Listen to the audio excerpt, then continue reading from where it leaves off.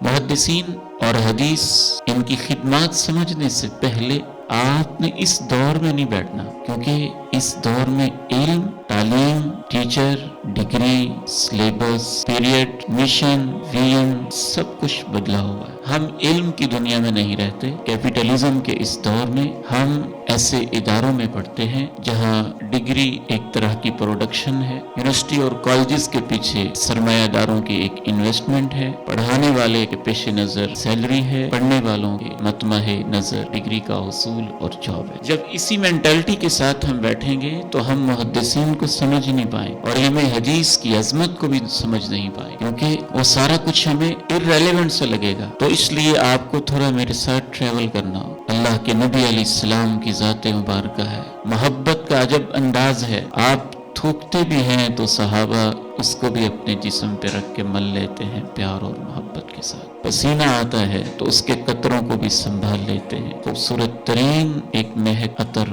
اور خوشبو اور پرفیوم سمجھ۔ تو اللہ کے نبی علیہ السلام کی احادیث کے ساتھ جو محدثین کی محبت تھی، اس میں ہمیں ایک ایسا گروہ نظر آتا ہے چل چل کے جن کے جوتے ٹوٹے ہوئے ہیں، ان کے پاس ایک دو سوٹ ہیں اور ان پر بھی پیبند لگے ہوئے ہیں، ان کے پیٹ بھوک کی وجہ سے کمر کے ساتھ لگے ہوئے ہیں، ان کے ہونٹ پیاس کی وجہ سے خشک ہو چکے ہیں، لیکن علم کے ساتھ محبت، خودداری، عزت نفس اور صحیح معنی میں علم کی تلاش ایسی ہے کہ انسان حیران و ششدر رہ جاتا ہے۔